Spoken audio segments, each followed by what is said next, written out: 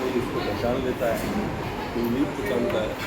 जो है संवेदना तो मनुष्य होने का गुण है, और इसको, उस संवेदना को आप व्यक्त करने की कला जब साध लेते हैं और व्यक्त करने लगते हैं तो वो साहित्य होता है। संवेदनाओं से लबरेज हुए बिना तो साहित्य उसी का, संवेदना का ही वाहक है।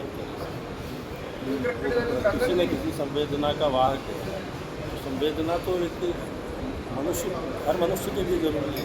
संवेदना हर आदमी में होनी चाहिए, लेकिन उसको व्यक्त करने का कविता के जरिए, नाटक के जरिए, कहानी के जरिए, आपको कोई ऐसी कहानी, ऐसा संस्मरण, ऐसा दृश्य याद आए, आपको लगे कि मैं इसको लिखूँ, इसको, जिससे कि दूसरे लोग भी इसको देखें, इसमें बड़ी आश्चर्य की बात है। रोज़ाना हमारे सामने ऐसी ऐसी घटनाएँ घटती हैं, लगती तो बहुत साधारण है, लेकिन उसी में जीवन छुपा हुआ है। वही चरित्र उसको आप लिखोगे, आप सोचोगे कि लिखोगे इसलिए क्योंकि आपकी इच्छा है कि दूसरे तक संप्रेषण, साहित्य का भी प्राय संप्रेषण के लिए मैं कविता लिख रहा हूँ, तो मेरी इच्छा है कि इसको कोई सुने, नहीं तो मैं लिखूँगा ही।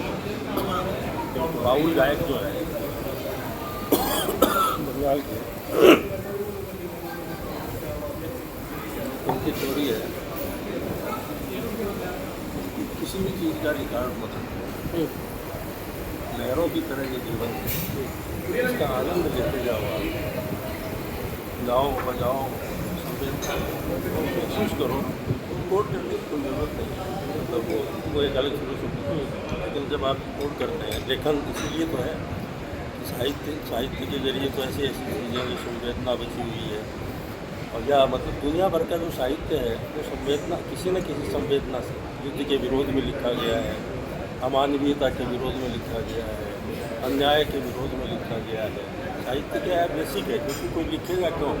अपनी पीड़ा वेदना व्यक्त करने के लिए लिखेगा ना। या तो आप शौकिया कमर्शियल राइटर, आप इतना पढ़ लिख गए हैं, कमर्शियल राइटर जो है फिल्मों में लिखते हैं या वीडियो पर लिखते हैं, लेकिन जो क्रिएटिव राइटर होगा वो अपनी अर्जी से लिखेगा।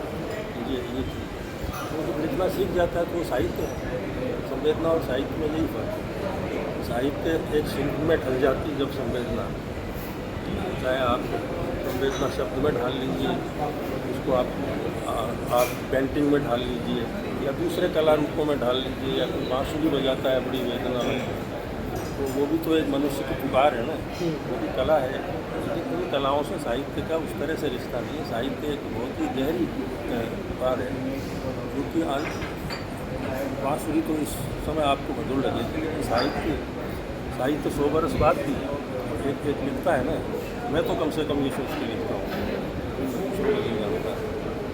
एक बार जब भी मैं हर पंक्ति लिखता हूँ, उसके बाद मैं रुकता हूँ और ये सोचता हूँ कि अगर 100 साल बाद कोई इन पंक्तियों में पढ़ेगा तो क्या सोचेगा। एक बार मैं देखता हूँ, फिर वो जो भी लिखता है वो सोचता है कि ये पंक्तियाँ रहेंगी, तो ऐसी चीज़ है जो मैं लिख रहा हूँ, ये सोच के लिखता है, चाहे वो नष्ट हो जाए दूसरे ही दिन।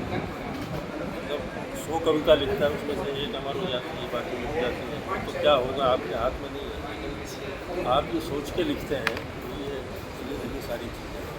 इस तरह साहित्य एक दूसरी तरह से अन्य कलाओं से अलग है, लेकिन संवेदना वहाँ भी है, यहाँ भी है, यही साहित्य है। और इसीलिए साहित्य सबसे प्राचीन है, जैसे ऋग्वेद है या जितने भी प्राचीन किताबें हैं, तो मनुष्य की छटपटाहट को व्यक्त करती है, फिर वो साहित्य बनता गया। संवेदना और साहित्य का फर्क नहीं कहना चाहिए, उसका रूप ही है, उसका एक तत्व है।